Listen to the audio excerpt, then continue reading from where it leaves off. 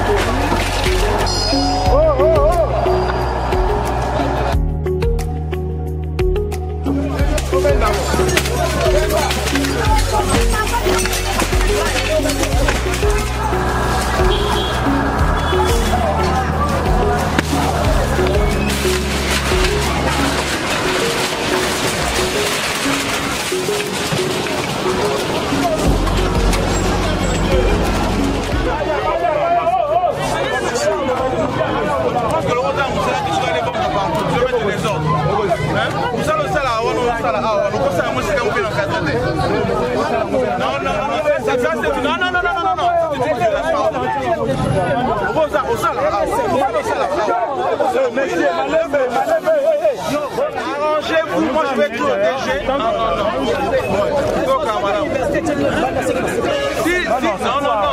Arrangez-vous avec le DG, on va les dire. Pas mélanger un coin où les gens vont voir.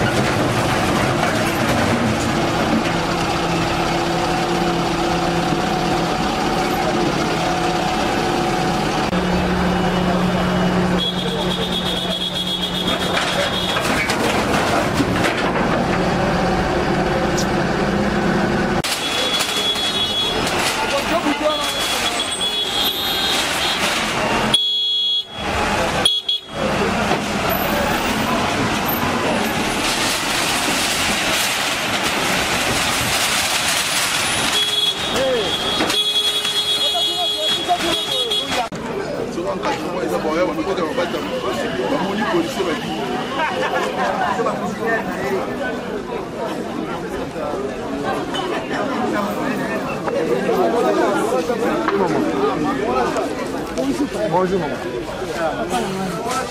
Mais puis que vous sommes ça. Nous sommes dans yo. Dans le baranga mo tatanga mo mama.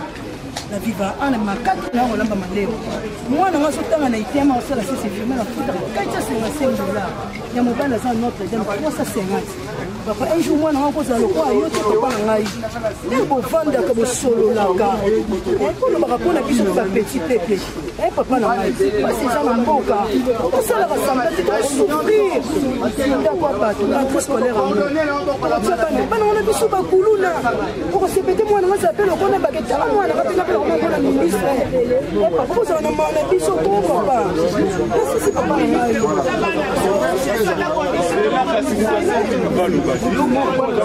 commerce kozala na mwana bisika basala commerce te basalaka te commerce esamaka na nzela te place moko na lopango moko bafungoli longa fenêtre na espace moko na lopango moko na biloko na mboka nio mona balamba na mboka nio mona balambaka biloko na nzela luka espace moko na lopango moko bapesa mwa périmètre moko boye okotela kati olambaka biloko na yo tokoki tosala commerce mais na nzela te yo so mona mboka moko balambaka biloko na nzela chose eza image ya mboka ngo nasikaka tala mboka balamba biloko na nzela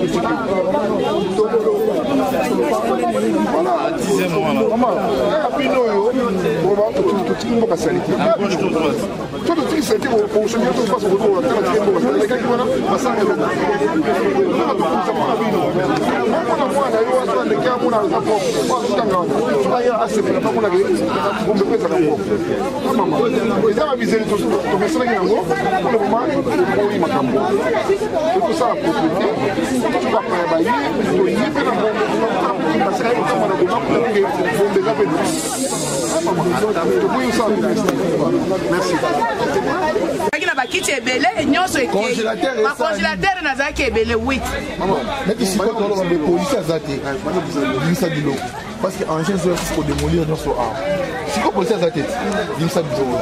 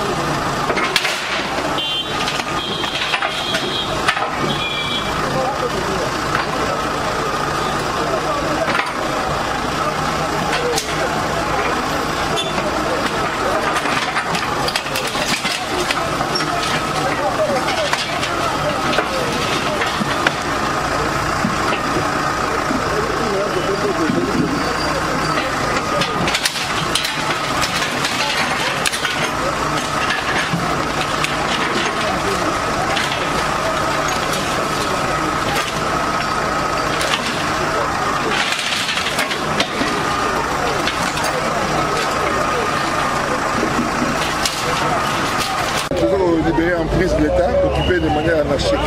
Mais awa nde bateau batsaki clôture biloko ebakite l'État ebakite Kinshasa ebakite. Non, tu vas pas à notre niveau. Batia peut-être dans la période il y a bateau bakenda. Mais l'État pas encore. Au nom de l'État. Tu veux que nord, tu nord. Tu veux que ça va passer la passé, tu dois corriger. Bazalaki averti. Bazalaki averti. Notifié depuis plus de 72 heures.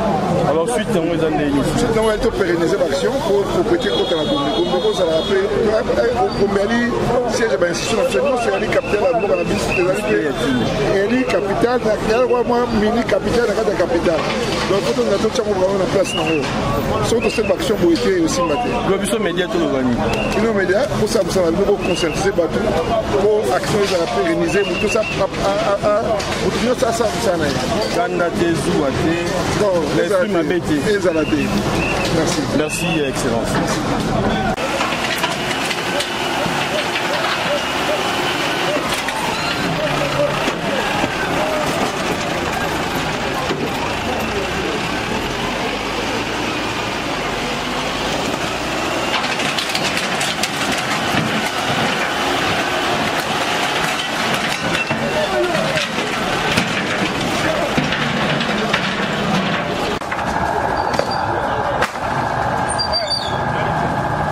des étalages sur la chaussée, même sur les accotements, et nous évitons les vagabondages. Donc c'est une zone pilote sur laquelle nous sommes déployés, sur instruction du gouverneur, pour observer.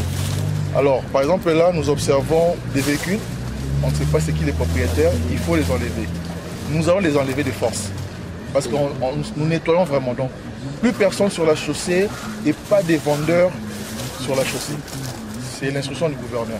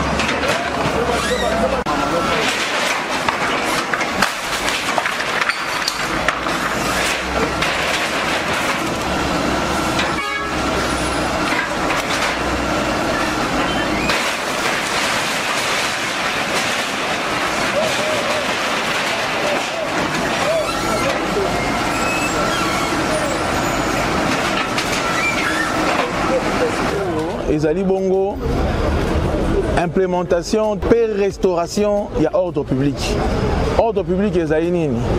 Ezali sécurité, ezali salubrité donc bopeto, ezali pe bongo tranquillité kimia. Là on a vu la Kinshasa, l'ordre public ils ont un problème parce que tozali qu'observer en côté.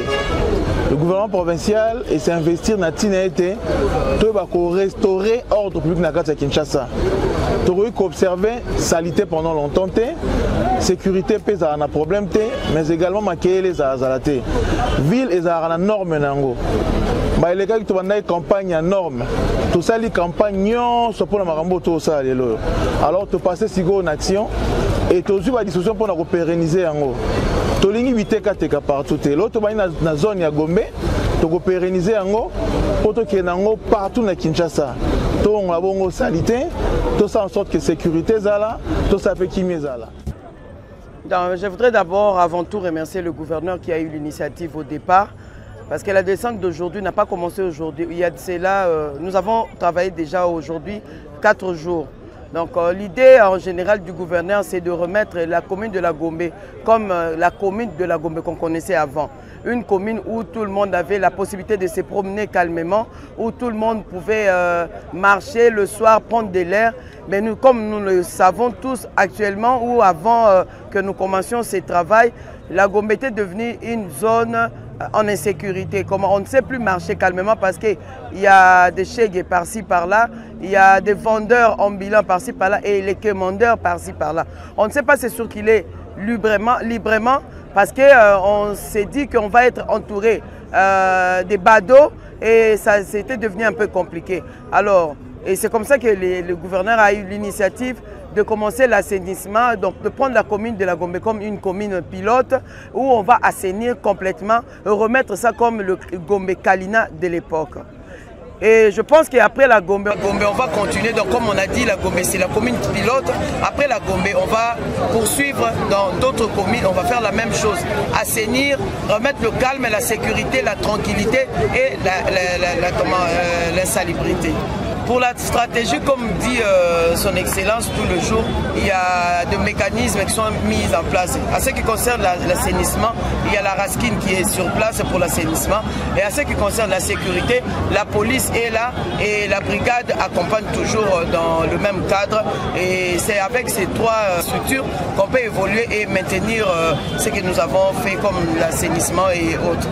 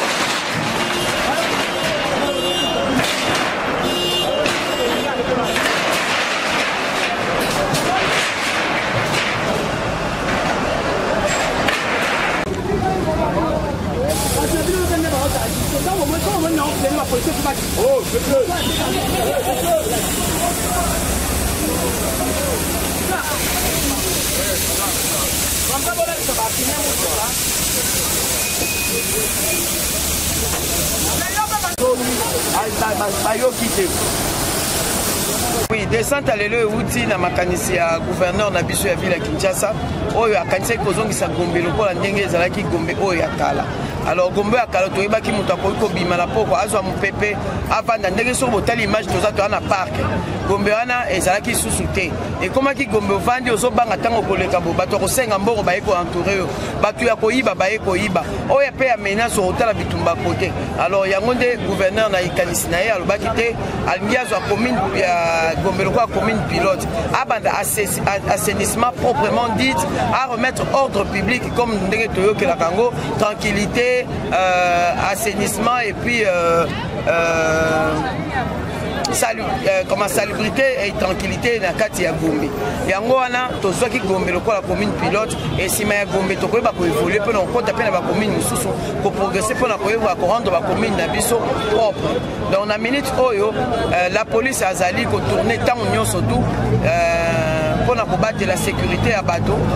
Raskin o ezali bongo moko ya régie ya hôtel de ville ezali ko battre la pona kolongola mosoto pe BSP ezali ko tambola pona ko assurer sécurité en appui avec la police nationale. Merci.